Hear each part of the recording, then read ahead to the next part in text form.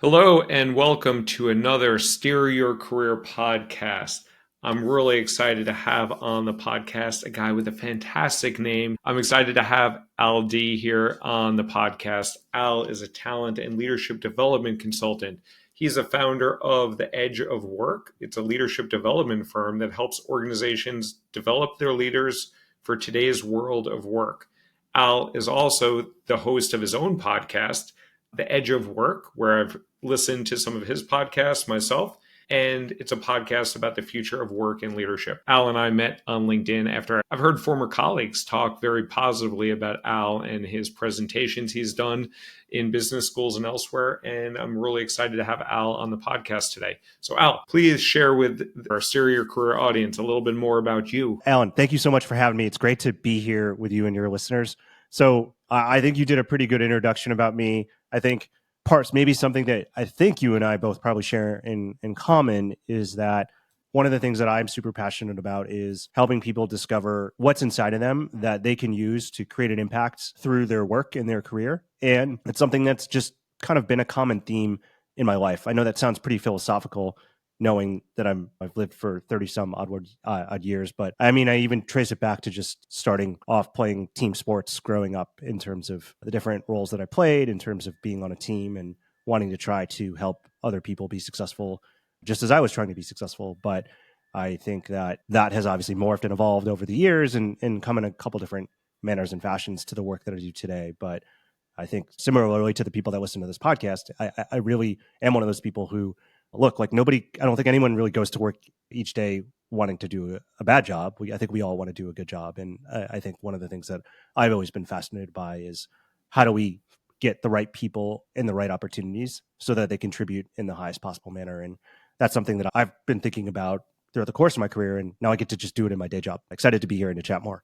Cool. And let's talk a little bit about your background first and how that's informed your work now. You went to BC undergrad, then you worked at Deloitte. You went back for your MBA and then worked at Salesforce for about 4 years or so. I might be missing some of it, but that's a very similar path to me. And then what happened beyond the corporate world? So you left the corporate world in 2021-ish, about similar to me. Yeah. No, a lot of similarities for sure. So yeah, you're right. You got that right. Started my career in management consulting, doing a lot of human capital and technology consulting, and really helping organizations who were trying to implement new technology to work differently, to then build an organization that had the capabilities to be able to actually do that. So a lot of transformation, change management kind of work. But that was really where I kind of cut my teeth and really understood not only how to do that job, but really just how to build a set of skills that I could kind of take with me into any job in my career to really be successful. I think that is the benefit of working in consulting at a company like one of the ones I was at, was just kind of building up just a number of different skills that would just serve me well in whatever I was doing. But I think the other thing that really helped me in terms of working and starting off my career in a consulting firm is that I very quickly learned that while your individual effort matters and your individual aptitude matters, it's really hard to be successful solely by yourself, particularly as you think about your own kind of growth in your career, and particularly if you want to be a leader. And one of the things that I really learned there was just through people really investing in me and trying to help me out was the power of those relationships as it related to my own kind of development and growth. And I bring that up because so many of the other points that you brought up in terms of my career journey, yeah, they came from things that I did, or they came from the hard work that I put in. But a lot of those came because I was fortunate that I surrounded myself with people who at various points either tapped me on the shoulder or gave me a piece of insight that said, hey, maybe you should look at this, or maybe you should look at that. And I think for me, one of those came in my time working in consulting, where I remember finishing a case and the partner on the project said to me, hey, you did a really great job leading those workshops we were doing with the clients. Have you ever considered this thing called facilitation? We have an internal program where you can get trained on how to be a facilitator. And if you go through it, then you can start facilitating internal meetings as well as internal leadership trainings. And that might be a great opportunity for you. And that kind of unlocked a whole new world. Up until that point, I didn't know what facilitation was, or that it was even a thing. And so that's part of what I do today. And so I bring that up because there were so many moments along the way where, yes, I worked hard and I paid attention and I put in the work, but other people kind of gave me hints that I could be great at this. Another one that comes to mind is that one of the things that I worked on in my time at Deloitte was a lot of the thought leadership and research that they published. And a lot of it at the time was really thinking about the tech trends or the most important trends that were relevant to executives and leaders. And at the time, this was the early 2010s. And so everyone was talking about cloud and mobile and digital transformation, et cetera. And working on that taught me another thing, which was having great ideas matters, and being able to share them and to put them out there can really elevate your own kind of opportunities that come your way in your career. And so what ended up happening during my time in business school was that I decided to really take that lesson and put it to good use, where I actually started my own blog called MBA Schooled, writing about my own MBA experience and how it was helping me grow as a leader and helping me develop in my career. And to your question about how did you end up jumping off the corporate path, I didn't know that at the time, but back in 2014, but that would plant the next seed, which would inevitably allow me to eventually go from just writing that blog to that blog enabled me to start doing some training and speaking on the side on top of my day job, first at Deloitte and then at Salesforce, to eventually, because it got so big and got so many more opportunities coming my way, allowed me to eventually leave the corporate world and start my own kind of leadership development firm in 2021. So I share all of that because in some ways, looking back, all the dots kind of connect and make sense.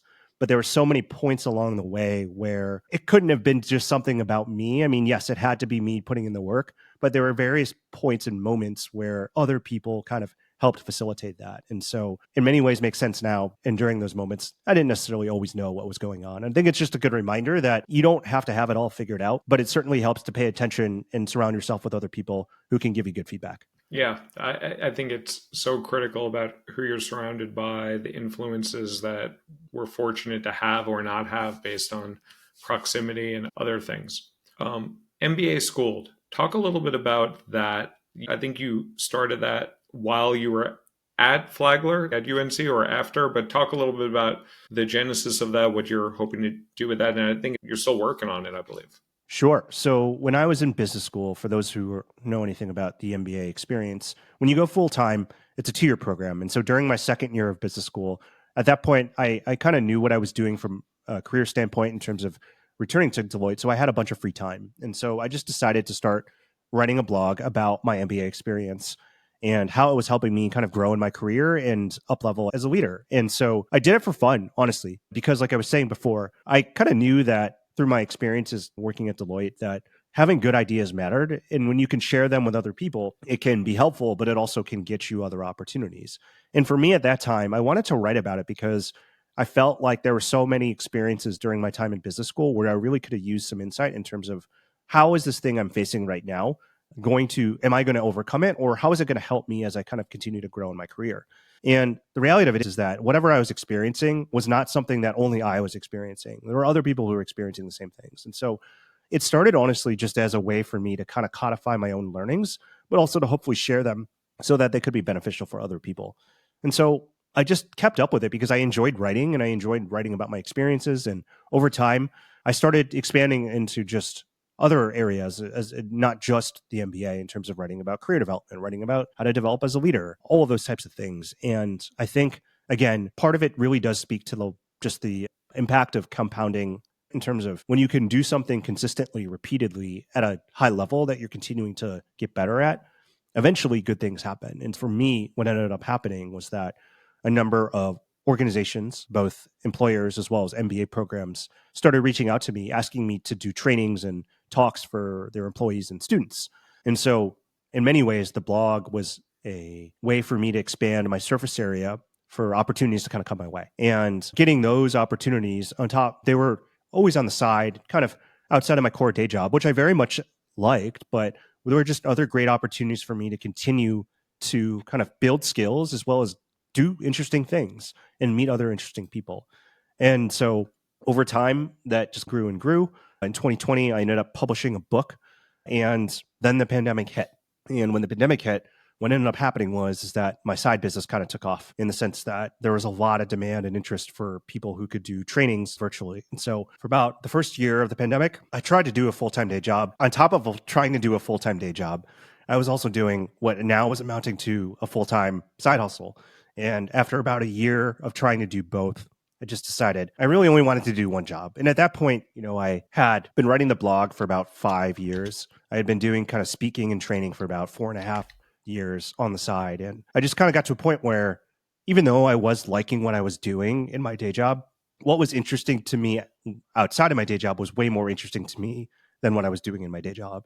And that's where I decided to eventually kind of make the switch and make the jump. And I don't know what your experience was like in terms of finally deciding to make the leap as well. But at least for me, I never necessarily thought that side thing was going to be a thing that I was going to do full time. I always had the hope that it would be successful, but I kind of went in just wanting to do it because I really enjoyed it and was curious about it.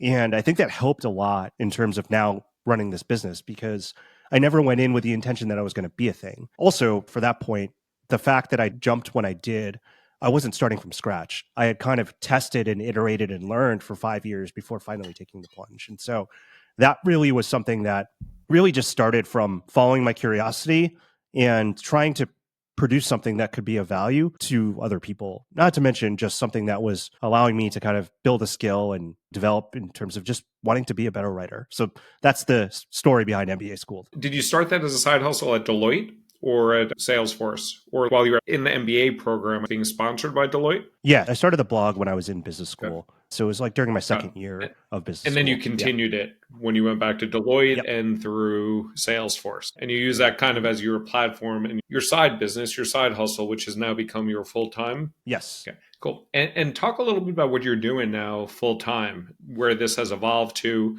what you are training, and yeah, what you're working on now full time now that you left the corporate world. Yeah. So I think one of the cool things about what I've done over the years is that through my time in consulting, both in terms of working with lots of companies, through working at a company like Deloitte and then about like Salesforce, and then through all the work that I've done through MBA school, I've been able to have a good insight into talking with lots of leaders about how to develop into a leader that needs to be effective in today's kind of world of work. And a lot of that has really informed the work that I do today in terms of both what I know as well as the training and solutions that I go and actually work with organizations on. And so I founded The Edge of Work, which is my leadership development consulting firm 3 years ago.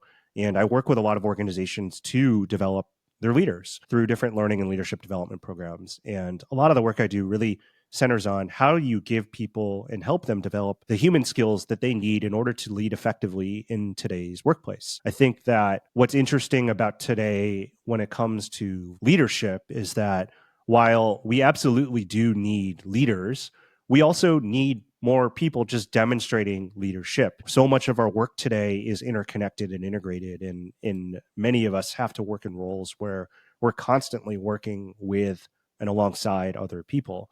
And so a lot of the work that I do centers on either helping newer leaders kind of develop the skills they need to start leading teams and leading people, as well as to help other employees who have to and would be best benefited by practicing leadership in order to be effective in terms of getting results in the workplace today. But so much of that really has stemmed from all of the work that I've done over the years, whether it was helping leaders drive change through the change management and transformation work that I did at Deloitte, designing internal leadership programs at Deloitte, to all the work that I've done in terms of working with different leaders across different organizations from all of the trainings that I've done. But I think that in many ways, what MBA School really brought me was a chance to get closer to a lot of the leaders to better understand my own kind of point of view around leadership and leadership development. And that certainly has influenced how I think about the work that I do today and when I work with different organizations. As you focus a lot on the workplace today and navigating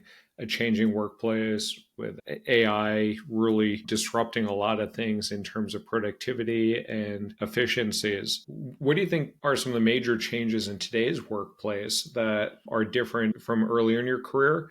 And how does that contribute to how people must learn to adapt?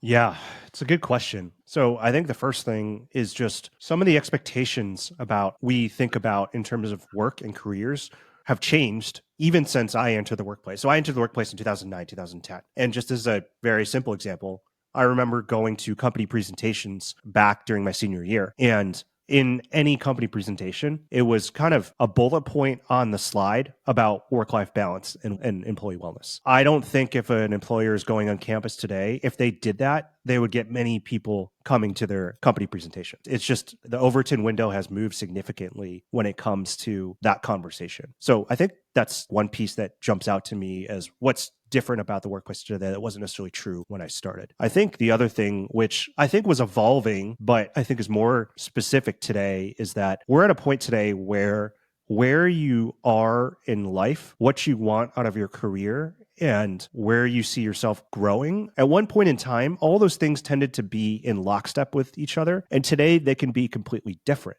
And I think what that ultimately means is that what your definition of a career is personalized to you. Whereas I don't necessarily think that was always true. There were kind of lanes that we tended to bucket people into. And I think for a number of reasons, one, just employee expectations, that's a little bit different today, but there are just more opportunities and more options at large for people to even think about how a career fits within the context of their life. And I think it would be hard to not talk about the pace of change and how it's accelerating. But at the same time, I think change has always relatively been there. I think over the past 2 decades, technology has always kind of played an ever emerging and growing role. So I don't want to say that it's necessarily the pace of change has been faster than ever before, but I do think that the cycles, particularly for public companies in particular, for change and expectations of change, they're just more prescient than maybe they once were. And that has implications, obviously, for people who are working at these organizations and companies. You and I both worked in an organization that went through changes all the time over the years. There were fun internal euphemisms for what that meant. And in some ways, that was challenging, but that also presented lots of opportunities. And maybe I think the last thing that kind of comes to mind about this is that I think what it really means, I do think this is always true, but this always has been true, but I think it's what it's become more front and center as is that your definition of career success is really yours to define. And it can, if you want it, evolve and change over time. It's not something that is static. It can be dynamic. And so I think part of that is just because there are more opportunities that exist. Now, there are other challenges that come with that, but those are the things that come to mind. I don't know. I'd be curious to hear what your thoughts are, if you have any thoughts on Yeah. this, but those are the things that come to mind for me. Yeah. I think the options are more vast than they were before. So I talk about this story when I was at Facebook. Sheryl Sandberg would often talk to the employees and say, hey, the career ladder is dead. It's really a jungle gym as you think about your career. But now I think the jungle gym analogy is almost too limited. You're almost like playing with a whole playground. You developed a side hustle, which became a full time gig. I did that as well. Some people are doing some freelancing things. And you alluded also to the work life balance. A lot of technology allows a lot more flexibility. And then some companies are limiting that. And I think sometimes being in the office makes a lot of sense, but sometimes it's just arbitrary rules that don't necessarily foster the results that they're trying to achieve. Well, and I think to your point, and I get asked this a lot because I think there's some stats out there that talk about how the freelance economy and the gig economy continues to like rise and will continue to rise in the future. And I think when people always ask me about that, the one thing I will say, and I'm not saying this to be elitist, I'm just saying this because I think it's true, and I'd be curious to hear your thoughts on this too. But just because you can do things like you and I have done in terms of turn a side hustle into a full-time job, just because there are more opportunities to do that doesn't also mean that it's easy. Oh, no. I think that in many ways, and I didn't actually think about this until someone else actually said this to me. In some ways, and this, again, let me be clear, this is not a woe is me conversation. In some ways, it is actually harder to do the work that we're doing. And I only say that because there are more opportunities than ever before to kind of do this path, which is great for people like you and me who, you know what, maybe for where we were, the traditional W-2 full-time employee thing wasn't right for us. And so in some respects, that is a great thing. But the challenge is that it doesn't necessarily make it easy. And so while it's great to see so many people going down this path, it also isn't for everyone. And so I say that, though, because to your point, I think where I'd love to see the conversation move towards, and what I think needs to happen if we want more people to be successful, is how do we give people the tools to actually do what you and I did in terms of to navigate what career success looks like for us, and to even know and understand, to differentiate, to have the language to say jungle gym or whatever other thing that we want. Because you're right. In some respects, I think one of the big misnomers is that there was a monolithic career strategy that was going to be fit for purpose for a entire population. And in many ways, I think it's just an acknowledgement and extension that different people want different things. It's just that we just haven't had the language to give to people to help them see that they could do all these other types of things. Yeah, I think that's lots of things that you hit on there, totally in agreement with.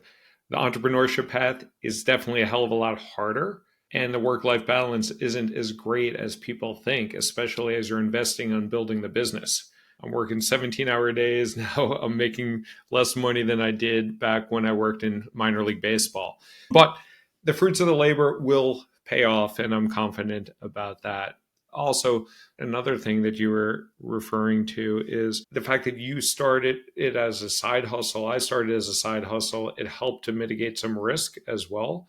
I don't know if the companies are necessarily vested in helping the employees understand all these different paths that they can take, because it's in the company's best interest sometimes to keep the employees with their blinders on so they stick in the role. I know they do want mobility, but they don't want mobility of 100% of the people on the team. They do need some stability on the team. So I find that companies with their career support that I've had throughout my time is hit or miss, and there's really no quality control on it. It's not like quality control that's done on customer satisfaction or customer retention or customer acquisition, like those business metrics. So a lot of companies do a half-assed job in helping individuals support their career. And I find that it's more dependent on the manager I've had rather than the company I've been in. Some managers are particularly good at helping to support and guide me in those areas, but most of them really didn't give a crap. I think that's right. And I also think the context too for both of us is that both of us also have worked at organizations that have at the very minimum at least a couple thousand employees, if not many thousands. And so I think at that scale, sometimes it's really hard to do it right, which there are some companies out there that at scale tend to do a job better than most. And so I'm always impressed by some of those because it's really hard to get right how to personalize that at scale. And there are some companies that do it, but not as many out there as I'd like to see. And I agree with you. I think what also motivates me to do some of the work that I've done, I've been really fortunate that I've had some good managers over the years who were really invested in me and helped me in a lot of ways because they saw stuff in me that I couldn't always see in myself. And they probably knew that I wasn't going to stay with them forever, but they still wanted to see me be successful. And I can give one very specific tactical example of this. I remember when was going to write my book, I actually had to go through a process to get it approved internally. One of the steps in that process was I'd have to have a conversation with my manager about it. And so I was very nervous for the conversation because I didn't know how it was going to go. She knew that I had this other thing on the side. And so she was fine with that. We never really talked about it. And so when I told her I was writing a book, she's, oh, so you're going to be a better writer? Oh, so you're going to help us improve our communication skills? Great. This is awesome. And it was like, there was no harm there. It wasn't like a win-lose, a zero-sum game. She kind of was like, oh, this is great. This is going to make you better. It's going to maybe help you make other people better. Sure. And it was such a small thing, but it meant a lot to me to know that she had a mindset of that wasn't like, oh, you're going to leave, or, oh, you're not focused. It was like, oh, you're just trying to take one of the strengths and skills that you have and trying to use it in different ways. Cool, because that could be really valuable here too. And I just think that I wish more individual managers and leaders had some of that thinking, because here's the reality of it. If someone is doing a side hustle or something outside of work, there's a high decent likelihood that whatever skills or talents they're using towards that could also be valuable in some way in the workplace. And so the question becomes, why are they going elsewhere and not doing it in their job? And also, could they maybe, if you gave them an opportunity, could they use that skill or talent and put it to use in a way that would make them really excited about their work, but would also contribute to whatever you were working on? And I think that's just such a healthier kind of conversation to be having with your employees versus not having it at all or stifling it. Because in the end, if they're running around and trying to do it on the side, that's potentially lost productivity or lost engagement for the manager or for the organization. Yeah, you and I have been fortunate to work at some pretty good companies. So I just looked up the Glassdoor reviews of Salesforce, 4.1 on Glassdoor, which is pretty good. Anything north of 4 is pretty solid on Glassdoor. No company's perfect. It goes up to 5 stars. I think the best company might be Bain at the 4.6 or something like that. I'm not sure. And then Deloitte was a 4.0. So you had a good experience being able to manage this side hustle. I also did a side hustle at Salesforce and I got approval at first with Kadima. And then when the company wanted to fire me, they retracted that approval and they said I can no longer do my work because it was taking away from my day job. So they were really trying to squeeze me, or that's my perspective of it. So it's also good to have these managers that are supportive. And so you teach a lot of managers, you work with lots of leaders at these companies. Talk a little bit about what sort of skills you're teaching those leaders and how that plays out on their teams. Yeah, it's a good question. So I think that there's a couple things. I think the first thing is that whenever you become a manager or leader, whether you did it intentionally or you did it accidentally, there is a fundamental shift in terms of how you approach your role. And if you're still doing the exact same thing that you were doing as an individual contributor or still approaching it in the same way, then that would be the very first place and starting point to kind of think about how do we shift that? Because the biggest difference, generally speaking, is that when you are in charge of other people, it is no longer just about you. It is about what are the outcomes that we're trying to hit and how do I make sure that everyone on my team is aligned and contributing to what those outcomes are. And so I think a lot of times the very first thing really is in helping them understand, hey, whether you are here because you want to be or because you accidentally got put in this role, congratulations. This is different than what you were doing before. Here's how it's different, and here's how we need to shift our thinking. From there, I think every organization is going to have their own kind of flavor of what they see as the role of the manager in terms of what they need to be doing. The area that I tend to focus on really focuses a lot around the people development side of being an effective manager or leader, and really kind of getting to that point of if you are a manager and you have, who knows, anywhere from 6 to 8 to 9 to 10 direct reports, how do you scale your impact? Because you can't be spending all your time with every single person, but every single person who reports into you, the sum collectively of what you can do can get to the impact that you want. And so how do you get the most out of people? How do you coach? How do you give feedback? How do you align their jobs and roles to skills they have so that they can be effective and contribute? How do you help your employees maximize their talents and skills? Those are the kinds of things that I love working with managers and leaders on. And I think at large, if I could share anything of what it really comes back to, I think that big headline I would always share is that it's not about you. Yes, like you matter for sure. Like individual effort like matters, but in today's workplace, this is definitely true if you're a manager or leader, but also I could say it's true for any other individual contributor. It's hard to work on anything today in the workplace solely by yourself. And that's definitely true if you're a manager or leader. So it's not just about what you're doing, but in the context of what else is going on, what is your role? What is the impact that you're trying to make? And for the case of managers and leaders, how do you make sure that everyone else understands their role and that you're all collectively going in the right direction towards it? And so those are the types of things, though, that I'm really like focused on and excited about. And I think for me, at least, I'm obviously biased, but if we can get more managers and leaders to understand some of those principles, I think that'll help us collectively, I think, build better managers and leaders who are able to kind of lead effectively in the world of work we're in today. Why do you think so few managers care about that? Or if you're saying you want more to focus on that, because there's a lack of that. Why do you think that exists? It's a multifaceted challenge, right? So there's a couple things. I think number one, there's always just were the expectations properly set? And I think, unfortunately, we're still at a day and age where that isn't always the case. And so that's an easy one. I think another one is that in many cases, even if the expectations are set, what got you to that role won't necessarily indicate that you will be successful moving forward. The whole idea of being a great individual contributor should make you a great manager. Well, there are certainly many individual contributors who do end up becoming great managers, but there isn't necessarily always a direct correlation between the two. In fact, I would even argue sometimes that in some cases they could be diametrically opposed, depending on the organization that you're in. Some of it is the lack of awareness. Other is just the inability to kind of shift that mindset or just not necessarily being the right person for that mindset.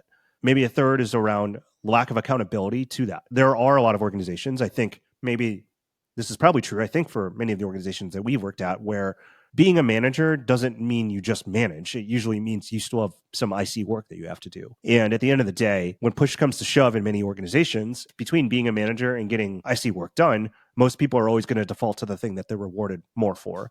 And I think in many organizations, it tends to be the IC work versus the manager work. Not all, but I think at large, I think that's probably a reality. And then I'd say kind of the last piece of it is that I think collectively, we have been so focused over the past couple decades on getting things done efficiently and effectively and productively with either the most amount of technology or the most amount of automation that's possible. And so we've got really good at doing things. We've done far as good of a job at asking ourselves, should we be doing these things? Or are these the right things Right. to do? And so I think as a result of that, we always tend to value at large doing a thing over anything else. And a lot of times, rightfully or wrongfully so, some of the really important things you can do as a manager are not things that you necessarily do.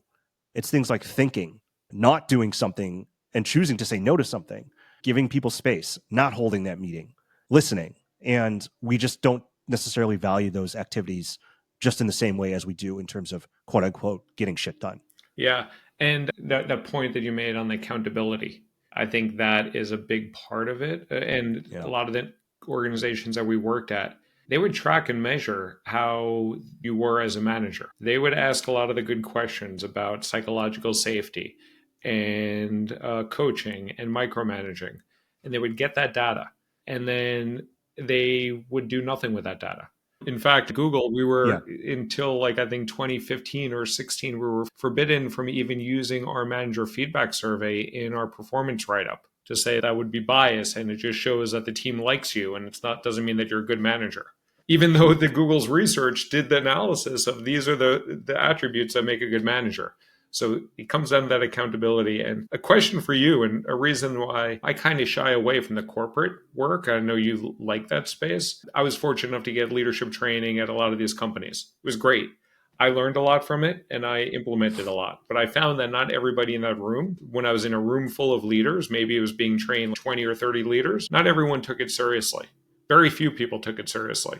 I'm sure you see that also. And you probably get through to a bunch of people. And there's some people that are just doing it to mark off on their snippets or whatever for the week that they took leadership training. Have you experienced that also as a trainer, as like a coach in this space, as a speaker and a facilitator? And if so, how does that sit with you? Yeah, for sure. I would love to be able to say that everyone loves coming to all of my workshops and programs, but I know that's not true. I know that's not true because that's just the reality of how it is. And for me, at least, when I think about that as an external facilitator or leadership development consultant, what I have to remember is that there are some things that are within my control and there are some things that are just not within my Yep. control. Right. And I can't control who gets promoted into these roles.